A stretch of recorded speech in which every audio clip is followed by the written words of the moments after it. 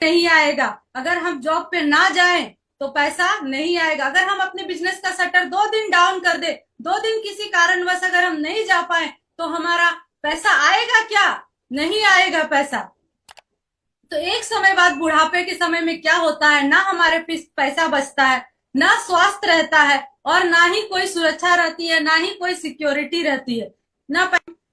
एक बार फिर से सभी को जय आरसीएम। सफलता की दुनिया में आप सबों का स्वागत है। सफल होने का एक प्लेटफॉर्म है आरसीएम। चाहे कोई भी क्षेत्र में हो हम, चाहे हम गरीब हो, अमीर हो, पुरुष हो, स्त्री हो, कुछ भी हो, लेकिन हर एक को मौका मिलता है आरसीएम में सफलता प्राप्त करने के लिए। ये सफलता का एक बहुत बड़ा स्टेज है। तो सवाल ये उठता है, हम आरसीएम क्यों करें? क्या है आरसीएम? आरसीएम क्यों करें हम? सभी बहनों से मेरा एक सवाल है, महंगाई वर्तमान समय में महंगाई बढ़ रही है या घट रही है?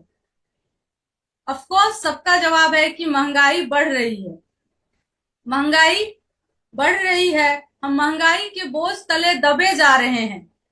तो महंगाई बढ़ क्यों रही है? सवाल ये उठता है कि महंगाई क्यों बढ़ रही है? हाय महंगाई हम कर रहे हैं क्योंकि समय बढ़ रहा है। जैसे जैसे समय बढ़ेगा वैसे वैसे महंगाई बढ़ेगी। एक जमाना था जब मुट्ठी भर पैसे लेकर जाते थे और थैली भर शक्कर लेकर आते थे, और एक आज का जमाना है थैले भर पैसे लेकर जाते हैं और मुट्ठी भर शुगर चीनी लेकर आते हैं। तो समय के साथ साथ महंगाई बढ़ रही है। इसको मैं एक ग्राफ के माध्यम से आपको बताना चाहूंगी, और वो ग्राफ है, देखिए 1940 का दौर था। उस वक्त हम 2 परिवारों को ले रहे हैं, एक परिवार जो 4 रुपए कमाता था और एक परिवार जो 10 रुपए कमाता था। 1940 के दौर में जो परिवार 4 रुपए कमा रहा था वो जीवन को बस जी रहा था, काट रहा था, अपनी निजी जरूरतों को पूरा कर रहा था, अपने शौक अपनी इच्छाओं को मार रहा था। और वहीं अगर हम दूसरे परिवार को देखें जो 10 रुपए महीने की इनकम ले रहा था, वो जिंदगी को बेहतर तरीके से जी रहा था, अपनी शौक अपनी इच्छाओं को भी पूरा कर रहा था। लेकिन ये समय यहाँ रुकता नहीं है, ये समय अपनी गति से बढ़ते रहता है। और 40 के बाद तो 1960 का दौर आता है। तो उस वक्त हम देखते हैं जो परिवार 40 रुपए कमा रहा है वो भी अपनी जिंदगी को बस गुजर बसर कर रहा है, वो भी अपनी जिंदगी को काट ही रहा है, क्योंकि समय के साथ महंगाई बढ़ रही है। महंगाई क्यों बढ़ रही है? क्योंकि हमारी जरूरतें बढ़ रही है समय के साथ। एक वक्त था जब बिना फोन का भी चल जाया करता था, लेकिन जैसे जैसे समय बढ़ता गया फोन का समय आया और हम फोन में रिचार्ज का भी तो खर्चा बढ़ते जा रहा है। तो इसी तरह 1960 के बाद 1980 का दौर आता है। उस वक्त भी लोग, जो परिवार 400 कमा रहा है वो भी अपनी जिंदगी को बस गुजर बसर कर रहा है, और जो 1000 कमा रहा है वो अपनी जिंदगी को जी रहा है। और समय यहाँ भी रुकता नहीं है, समय बढ़ते हुए 2000 का दौर आया। वो वक्त हमारा और आपका था, हमने इस वक्त को देखा है। 2000 के समय में लगभग 5 या 6 साल की हुआ करती थी। उस वक्त मैंने देखा है अपने पापा को, मेरे पापा राजमिस्त्री का काम किया करते थे, और उस वक्त की जो एक दिन का इनकम था वो लगभग 100 से 150 के बीच था। तो महीने का मिलाकर 4000 की इनकम हो जाती थी, 4 से 5000 की। तो होता क्या था, उस वक्त हम लोग कॉम्प्रोमाइज वाली जिंदगी को जी रहे थे। और वही मैं देखती थी कि जो लोग 10,000 की इनकम ले रहे हैं बगल वाले या अगल बगल आस पड़ोस रिश्तेदारों में, तो वो बेहतर जिंदगी को जी रहे हैं। तो हम छोटी छोटी चीजों को कॉम्प्रोमाइज कर रहे थे क्योंकि हमारी इनकम कम थी। अगर महंगाई है, महंगाई चीजें हमें क्यों लग रही है? क्योंकि हमारी इनकम कम है। हमें अपनी इनकम को बढ़ाएंगे तो महंगाई हमें अधिक नहीं लगेगी। और समय यहाँ भी नहीं रुकता है, समय आता है 2020 का। ये दौर है हमारा और आपका, जिस दौर को हम लोग जी रहे हैं। और यहाँ अगर हम 40,000 रुपए भी कमा रहे हैं तो हम एक जिंदगी को गुजार रहे हैं, काट रहे हैं। आज भी हम अपनी जरूरतों को ही पूरा कर रहे हैं, अपने शौक को मारे जा रहे हैं। अभी समय आने वाला है त्योहार तीज, और हम सब महिलाएं तीज को लेकर बहुत ज्यादा उत्सुक होती हैं कि हमें नए कपड़े खरीदने हैं, नए ज्वेलरी खरीदनी है। पर हम जब बाजार में जाते हैं नए साड़ियां खरीदने तो क्या कहते हैं, भैया अपने बजट के हिसाब से कि 1,000 2,000 जो भी बोलना, इस रेंज में हमें अच्छी साड़ी दिखा दीजिए। लेकिन वही जो 1 लाख रुपए कमाता है वो क्या कहता है, भैया जो लेटेस्ट साड़ी आई है वो दिखा दीजिए ना अभी तीज के लिए। क्योंकि उसके पास पैसे का कोई बाउंडेशन नहीं, उसको पता है मेरे पास इतने पैसे हैं कि मैं मुझे जो पसंद आएगा मैं वो लूंगी। तो हमें अपनी इनकम को बढ़ाने की जरूरत है। और समय 2020 में क्या रुकने वाला है क्या? रुकने वाला नहीं है। अगर 1940 आया और 2020 आया तो 20 के बाद 40 भी आएगा। और वो दौर किसका होगा? हमारे बच्चों का, हमारे आने वाले पीढ़ी का। तो 1940 में जो 4 लाख रुपए भी कमाएगा उससे भी महंगाई लगेगी, उसे भी अपने जीवन को बस काटना ही काटना है। क्योंकि अगर हम देखें 1940 1980 के समय अगर हम बाजार में सामान सब्जी खरीदने जाते थे तो होता क्या था कि अगर हम गोभी खरीदने गए तो गोभी, उस वक्त गोभी की रेट क्या हुआ करती थी? 4 रुपए किलो, 10 रुपए किलो, 15 रुपए किलो। टमाटर की रेट 6 रुपए किलो। लेकिन अगर आज हम सब्जी खरीदने जाते हैं तो देखते हैं कि 60 रुपए के नीचे एक भी सब्जी नहीं मिलती। तो क्या गारंटी है कि 1940 आते आते सब्जियां 100 के किलो में नहीं बिकेगी, 200 400 रुपए के किलो में? तो क्या बेहतर जिंदगी चाहते हैं कि हमारा आने वाला जो पीढ़ी है वो गरीबी की जिंदगी को ना काटे, एक अच्छी इनकम ले? तो आप ही बताइए, आप ही बताओ कौन सा काम है जो 2040 तक 4 लाख से 10 लाख तक की इनकम दे सकता है? आपकी नजर में है वैसा कोई काम? तो हम लोग करते क्या है, हम लोग मुख्य रूप से 3 प्रकार के काम करते हैं। पहला, किसानी करते हैं। तो क्या खेती करके हम 4 लाख से 10 लाख की इनकम ले सकते हैं क्या? तो जवाब बिल्कुल है कि नहीं, हम लोग इतनी पैसे इतनी इस खेती करके नहीं ले सकते। और दूसरा काम हमारे बीच आता है जॉब, चाहे गवर्नमेंट जॉब हो या प्राइवेट जॉब हो, करके हम 4 लाख से 10 लाख तक की इनकम तो नहीं ले सकते। तीसरा हमारे पास आता है बिजनेस। यस, अगर हम चाहें तो बिजनेस से इतनी इनकम ले सकते हैं, लेकिन हमें यहाँ पूंजी लगाने की जरूरत है। हमें पूंजी लगाना पड़े, और वो पूंजी हजारों में नहीं होगी बहनों, वो पूंजी हमें लाखों करोड़ों में लगानी होगी, तभी हम इतनी ज्यादा इनकम को ले सकते हैं। तो क्या गारंटी है कि हम पूंजी लगाएंगे तो वो पूंजी हमें वापस आएगा ही आएगा? और वो पूंजी आखिर आएगा कहाँ से? वो पूंजी आने के लिए हमें पास तो उतने पैसे है नहीं कि हम लाखों करोड़ों की पूंजी लगा दें। ना हमारे पूर्वजों ने हमें उतना दे के गया है या कोई ऐसा सिस्टम दिया है कि पैसे आ रहे हैं। तो हमारे पास एक ही ऑप्शन बचता है, इस तरह हम पूंजी ना लगा सकते हैं, ना इस तरह तीनों कामों से हम उतने पैसे कमा सकते हैं। और इस कामों की समानता ये है कि हम जब तक समय देंगे तब तक पैसे आएगी। अगर हम खेती करेंगे तो पैसे आएगी, अगर हम जॉब करेंगे तो पैसे आएगी, अगर जॉब पे जाएंगे तभी पैसे आएगी। अगर हम अपना समय ना दे तो पैसा भी नहीं आएगा। अगर हम जॉब पे ना जाएं तो पैसा नहीं आएगा। अगर हम अपने बिजनेस का शटर 2 दिन डाउन कर दे, 2 दिन किसी कारणवश अगर हम नहीं जा पाए तो हमारा पैसा आएगा क्या? नहीं आएगा पैसा।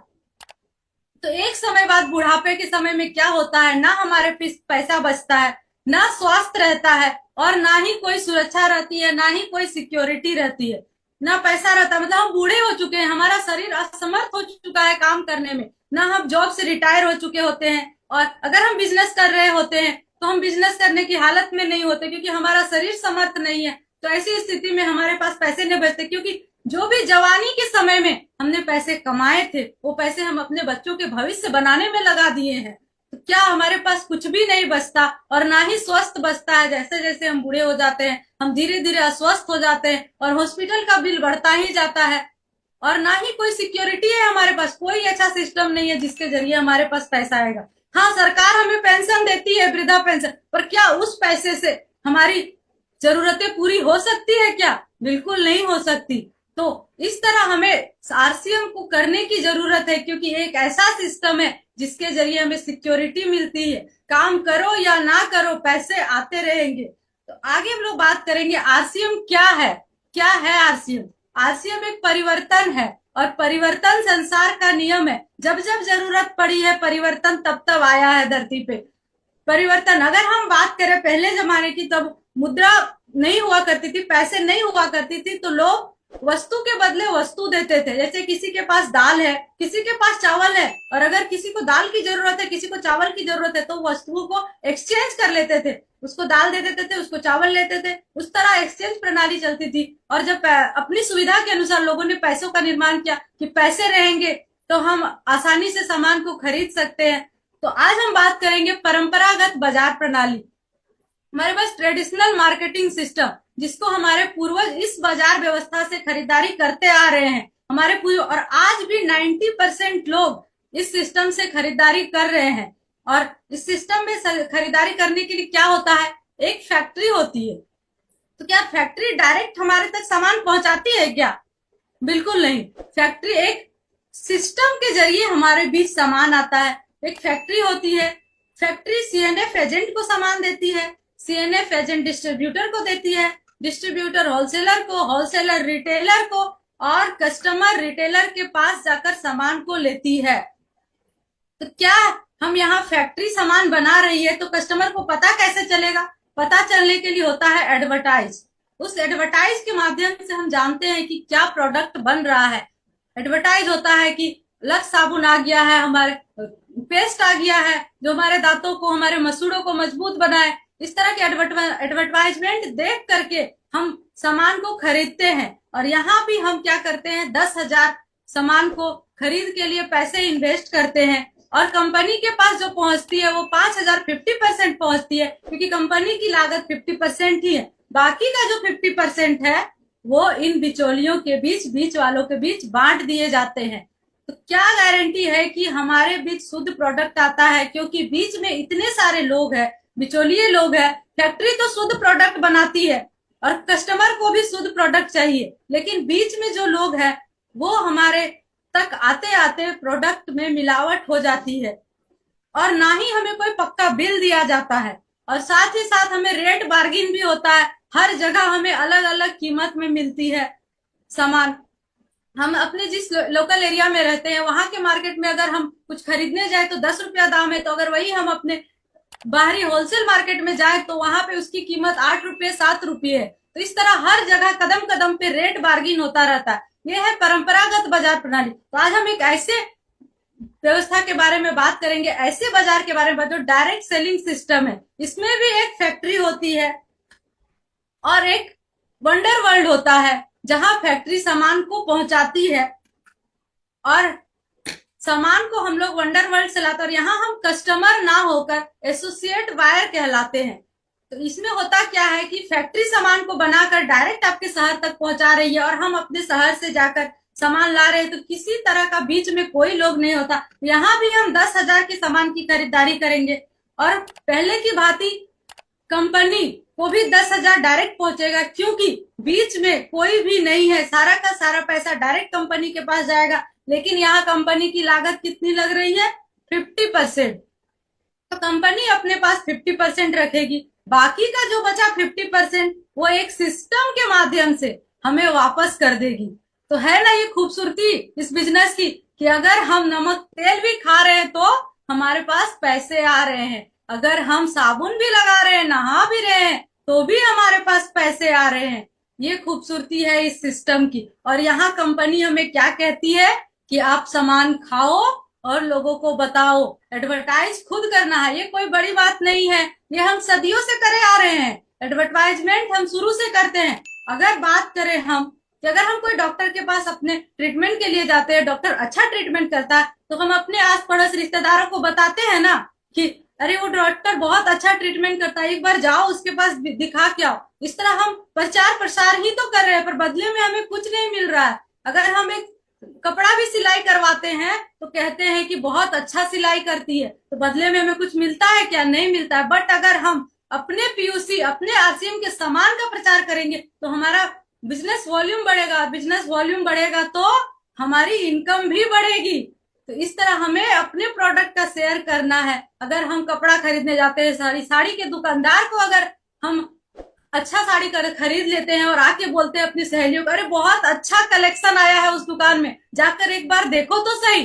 पर क्या वो ग्राहक हमें कुछ देता है? उसका कस्टमर अगर हम बढ़ाते हैं तो कुछ भी नहीं। लेकिन हमें यहाँ मिलती है अगर हम अपना दुकान में अपनी कस्टमर को बढ़ाते हैं। तो ये खूबसूरती है इस सिस्टम की। तो क्यों बहनों, हमें इस सिस्टम से खरीदारी करनी चाहिए ना, बिल्कुल करनी चाहिए, क्योंकि यहाँ पैसा हमें आता है का सामान खाने से। तो ये है RCM system, direct selling system. तो अब हम बात करेंगे आरसीएम कैसे करें। सवाल ये उठता है कि आरसीएम कैसे करें। सफल अपलाइन के संपर्क में रहना है। सबसे बड़ी चीज है अपलाइन। अगर हम किसी भी क्षेत्र में कामयाब होना चाहते हैं तो किसी भी कामयाबी के लिए उसके पीछे एक गुरु का हाथ होता है, और हमारे जीवन में गुरु का होना बहुत जरूरी है। और इस सिस्टम में वो गुरु कहलाते हैं अपलाइन। तो हमेशा हमें अपने अपलाइन के संपर्क में रहना है। हमारे जीवन में दो प्रकार के अपलाइन मिलेंगे, एक अपलाइन होते हैं और एक ठपलाइन होते हैं। हमें पहचानने की जरूरत है कि हमारे अपलाइन कौन है और हमारे ठपलाइन कौन है। जो हमारे सही अपलाइन होंगे वो हमेशा एक्टिव होंगे, ग्रोइंग होंगे, ग्रोथ के मूड पे होंगे और हमेशा सही परामर्श देंगे। तो एक बात छोटी सी मैं कहना चाहूंगी, महाभारत में युद्ध हुआ था कौरव और पांडवों के बीच। तो कौरवों का जो राजा था शकुनी था, और पांडवों के जो राजा, जो गुरु थे, अपलाइन थे, वो श्री कृष्ण थे। कौरवों की संख्या अधिक होने पर भी पांडवों की जीत हुई। कारण क्या है? कारण यह है कि कौरवों का जो अपलाइन थे शकुनी, उन्हें नकारात्मक चीजें ज्यादा समझ में आती थी और वो अपने डाउनलाइंस को नकारात्मक बातें बताते थे। लेकिन वहीं अगर हम देखें पांडवों के राजा जो श्री कृष्ण थे, वो हमेशा पॉजिटिविटी को लाते थे, सकारात्मक बातों को लाते थे, और कम संख्या होते हुए भी पांडवों की जीत हुई। इस तरह हमें अपने अच्छे अपलाइन के संपर्क में रहेंगे तभी हम अच्छे ग्रोथ के मूड पे आ पाएंगे। और दूसरा पॉइंट हमारे बीच 100% विश्वास की ताकत। हमें 100% विश्वास करना है अपने परमात्मा पर कि परमात्मा ने हमें ये सिस्टम दिया है तो हमारी भलाई के लिए दिया है, हमारे हित के लिए दिया है, हमारा ही भला होगा, हमारे परिवार का भला होगा। और हमें सबसे ज्यादा जरूरी जो है वो 100% विश्वास करना है अपने कंपनी पे, अपनी कंपनी के प्रोडक्ट पे, कि हमारे कंपनी के प्रोडक्ट हमें हमेशा स्वास्थ्यवर्धक प्रोडक्ट देती है, सही प्रोडक्ट देती है, किसी तरह की कोई दिक्कत नहीं होती। अपने कंपनी के हर एक रूल रेगुलेशन को फॉलो करना है। और सबसे बड़ी बात, हमें खुद पे भरोसा करना है। अगर हम खुद पे 100% विश्वास करेंगे ना तो परमात्मा भी हमारे साथ रहेगा। और अगर जरा सा भी हम डगमगा गए, जरा सा भी संदेह अपने विश्वास पे आ गया तो परमात्मा भी साथ छोड़ देंगे साथियों। तो आप सोचो कि मैं कर सकती हूँ, मैं कर सकती हूँ। 100% अपने आप पे भरोसा रखना है। तीसरा पॉइंट है हमारे हमेशा बड़े मीटिंग के माहौल में रहना है। आपके एरिया में जितना भी बड़ा मीटिंग हो, सेमिनार हो, उसमें हमेशा बने रहना है। क्यों? आज अगर हम अपने बच्चों को स्कूल भेज रहे हैं, आप भी भेजते हैं, मैं भी भेजती हूँ। क्यों भेजते हैं? क्या हम अपने बच्चों को घर पे नहीं पढ़ा सकते? बिल्कुल पढ़ा सकते हैं, लेकिन क्यों भेजते हैं? क्योंकि स्कूल में पढ़ाई का माहौल रहता है, स्कूल में वो माहौल मिल रहा है बच्चे को, जो माहौल हम उसे घर में नहीं दे सकते। उसी तरह अगर हम होम मीटिंग करके अपने लाइफ लाइन्स को बता सकते हैं, आरसीएम के बारे में 100% जानकारी दे सकते हैं, लेकिन वो माहौल हम घर पर नहीं दे सकते जो माहौल हमें सेमिनार्स पे मिलेगी। जैसा कि मैंने शुरू में ही कहा कि मेरा पहला नजरिया सेमिनार से ही शुरू हुआ है कि मैं सेमिनार में आके ही आरसीएम को जानी हूँ। तो मैं कह सकती हूँ कि सेमिनार से ही हमें पॉजिटिविटी आएगी, और सेमिनार में जाने से ही हर एक चीज के इस माहौल में रहेंगे तभी हमें पता चलेगा कि इस सिस्टम की खूबसूरती क्या है, कि कितना खूबसूरत सिस्टम है जो हर जन जन को आगे बढ़ाने के लिए तैयार है। तो हमेशा हर मीटिंग, हर सेमिनार में जुड़े, अपने लोकल एरिया में खुद भी जाए और अपने साथ अपने लाइफ लाइन्स को भी लेकर जाना है। चौथा पॉइंट है होम मीटिंग। होम मीटिंग हमेशा करनी चाहिए, क्योंकि इस बिजनेस का जो नींव है, जो बुनियाद है, वो है होम मीटिंग। आज तक जितने भी धुरंधर लीडर बने हैं, जो भी आज हमारे बड़े बड़े लीडर है, मुकेश पठारी सर है, डायमंड सुरेंद्र वत्स सर है, जो भी है, उन्होंने आज अगर यहाँ तक पहुंचे हैं तो उनका सबसे पहला काम था, वो था होम मीटिंग। उन्होंने होम मीटिंग से ही आज वो डायमंड तक पहुंचे। तो अगर डायमंड तक पहुंचना है तो हर एक दिन कम से कम 2 से 4 होम मीटिंग करना जरूरी है। और जो होम मीटिंग को प्रॉपर वे से करना सीख गया, उसे सफलता के शिखर तक पहुंचने से कोई नहीं रोक सकता। डायमंड तक आप आसानी से पहुंच सकते हो, लेकिन आपको लगातार होम मीटिंग करते रहना होगा। होम मीटिंग को बेहतर तरीके से करना होगा, अपने प्रोडक्ट डेमो को लेके जाना है और प्रोडक्ट को दिखाते हुए होम मीटिंग करना है, साथ ही साथ डेमो भी करना है और अपने प्रोडक्ट की खासियत को भी बताना है। इस तरह हम होम मीटिंग के माध्यम से एक बेहतर बिजनेस को कर सकते हैं और लगातार होम मीटिंग करते रहें। 5वां पॉइंट है हर महीना डायमंड क्लब करना और उसका नेटवर्क बनाना। हमें हर महीना डायमंड क्लब करना है, क्योंकि डायमंड क्लब एक ऐसा क्लब है जो हमें डायमंड तक पहुंचाता है। डायमंड क्लब डायमंड का पहला सीढ़ी है। अगर हम हर महीने डायमंड क्लब करेंगे तो हम आसानी से डायमंड तक पहुंच सकते हैं। और डायमंड क्लब करना कोई भी मुश्किल काम नहीं है बहनों। डायमंड क्लब करने के लिए करना क्या है, अपने आईडी में 5000 बिजनेस वॉल्यूम की खरीदारी करनी है। और अपने घर में तो हमारे 2 से 3000 पीवी की यूज हो जाता है। बाकी जो 2-3000 बच जाते हैं उसको हम क्या करेंगे, सेल कर लेंगे अपने आस पड़ोस अपने रिश्तेदारों में। और इस तरह आसानी से डायमंड क्लब हो जाएगा। और अपने लाइफ लाइन अपने अंडर काम कर रहे लोगों को भी डायमंड क्लब करवाना है, इसी तरह करवाना है। और आसानी से सामान को बेच भी सकते हैं, क्योंकि हम नॉलेज लेते हैं। और नॉलेज लेने के लिए हमेशा मीटिंग सेमिनार में बने रहे और नॉलेज लेते रहे और डायमंड क्लब को करते रहना है। नेक्स्ट है हर हाल में खुद को सकारात्मक रखें।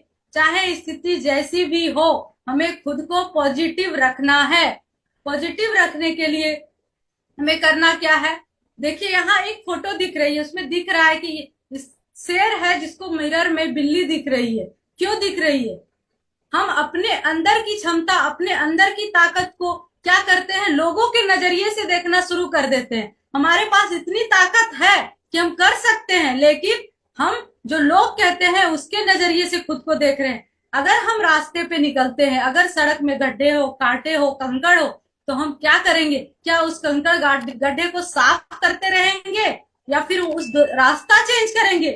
रास्ता भी चेंज नहीं करेंगे, साफ करने में समय भी व्यतीत नहीं करेंगे। हम क्या करेंगे, हम एक बेहतरीन जूते पहनेंगे जिससे वो कंकड़ हमारे पैरों में ना गड़े। मतलब इसका तात्पर्य ये है कि जैसे ही हम फील्ड में निकलते हैं, हमें बहुत से लोग ऐसे मिलेंगे जो आपको कहेंगे कि और कुछ काम नहीं बचा था क्या, आरसीएम करने निकले हो, अच्छी खासी तो इनकम कर रहे थे, अच्छा खासा कर रहे थे, फिर भी आरसीएम करने निकल पड़े। देखो मैंने भी पहले आरसीएम किया था, देखो मैंने टीसी सर के साथ, बीसी सर के साथ फोटो खिंचाए थे, लेकिन आरसीएम चला ही नहीं, बंद हो गया। इस तरह के लोग आपको बहुत लोग मिलेंगे, लेकिन हमें उनकी बातों में नहीं आनी है। अगर हम उनकी बातों में आते हैं तो यही हाल होगा हमारा भी, कि हम अपनी क्षमता को आंक नहीं पाएंगे।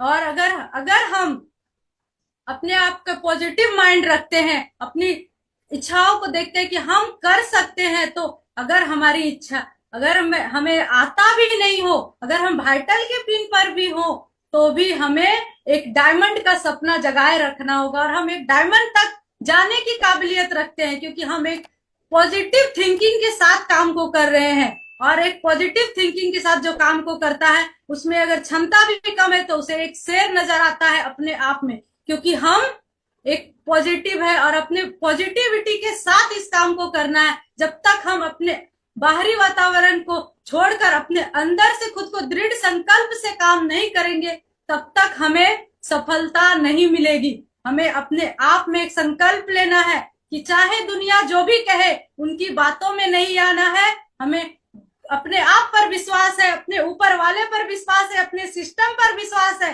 कि मैं डायमंड बन के रहूंगा।